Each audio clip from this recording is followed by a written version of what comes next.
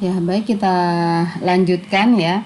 Tadi contoh sebelumnya itu kita asumsinya ada di departemen satu. Jadi unsur biayanya hanya meliputi direct material, direct labor, dan factory overhead. Nah, berikut ini kita akan membahas bagaimana sih perhitungan harga pokok produksi di departemen 2 ya, untuk metode FIFO. Nah, kalau untuk langkah-langkah sama ya. Yang pertama menghitung unit ekuivalen, yang kedua menghitung cost per unit. Setelah dapat cost per unitnya, kita bisa langsung menghitung berapa total cost unit yang selesai, berapa total cost unit akhir periode berjalan. Nah, perbedaannya antara departemen 1 dengan departemen 2 terletak di unsur cost produksinya ya. Kalau departemen 1 unsur cost produksinya hanya direct material, direct labor, dan factory overhead.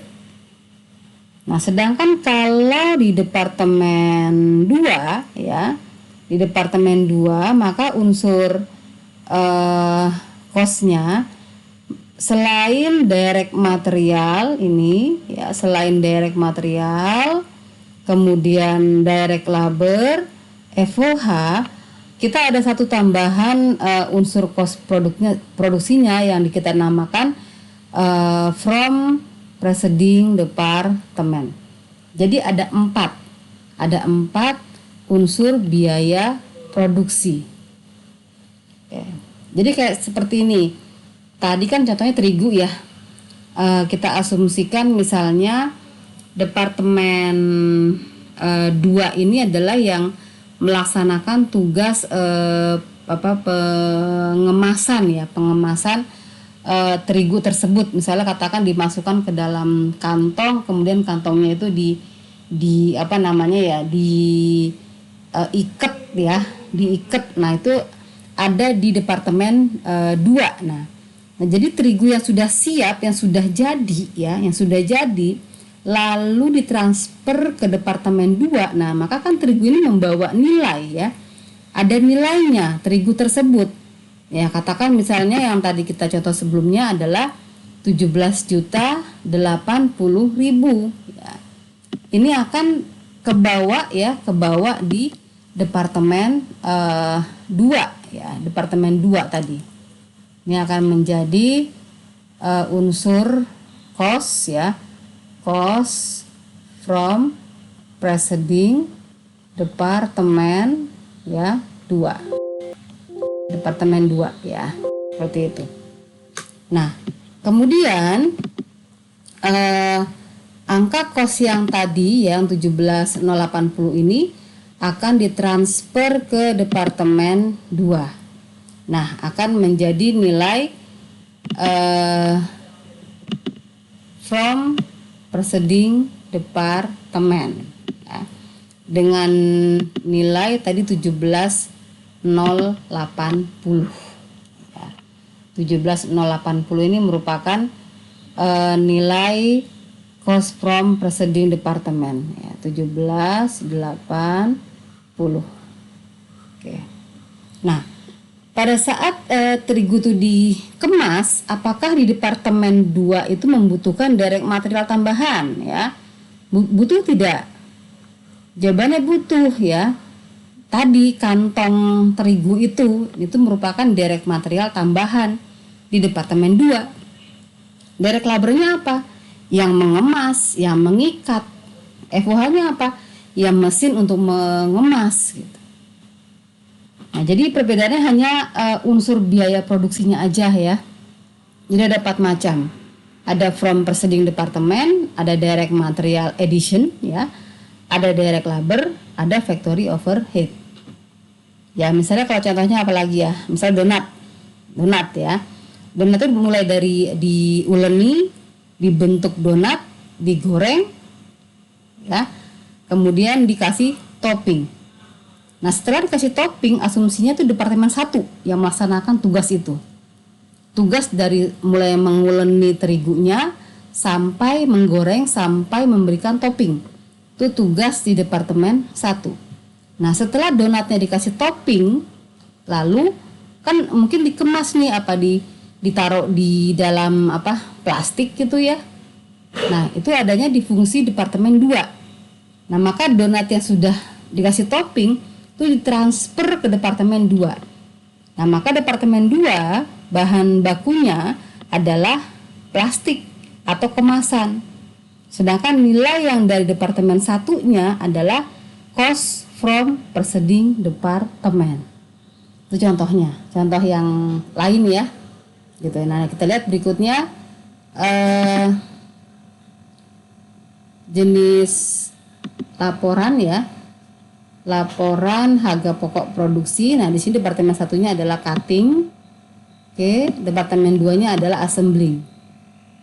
Coba kita lihat di assembling. Oke, pasti ada 4 unsur ini ya. Ada cost from proceeding, ada material, ada labor, ada FOH. Oke. Nah, ini cost yang ditambahkan selama periode berjalan. Ada DM, ada DL, ada FOH. Yang from proceeding departemen ini nggak perlu ditambahkan lagi.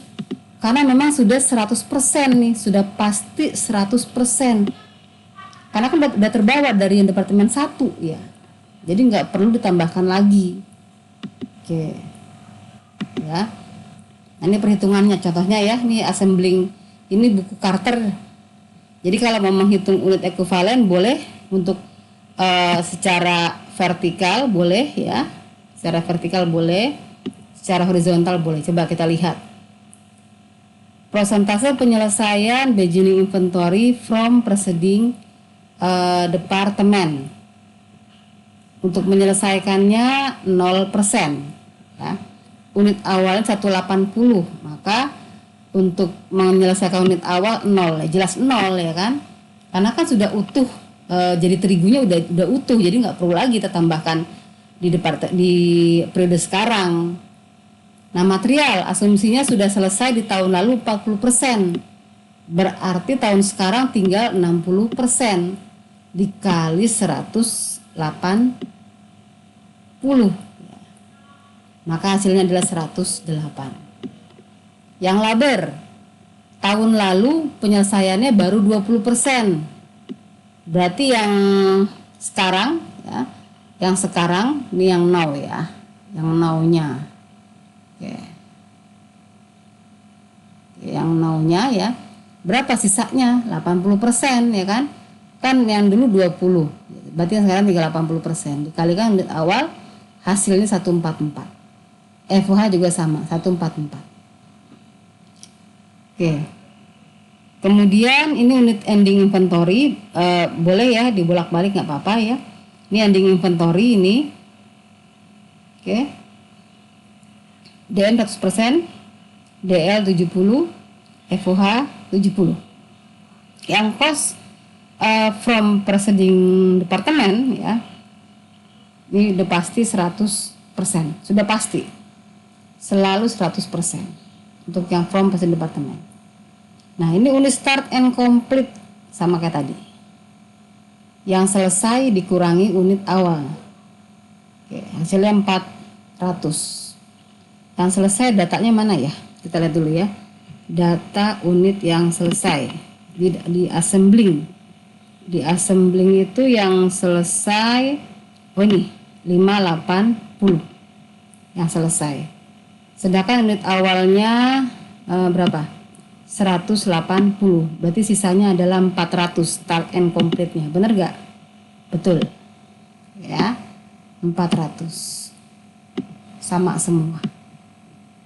Oke, maka equivalent unitnya adalah from person departemen 500, direct materialnya 608, labornya 614, FOH-nya 614.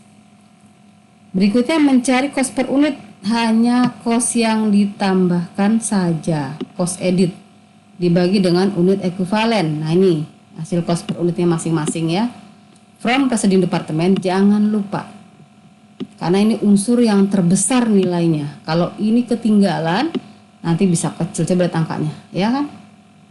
Oke, direct material 12, DL 15, FOH 18, totalnya 94,92. Oke.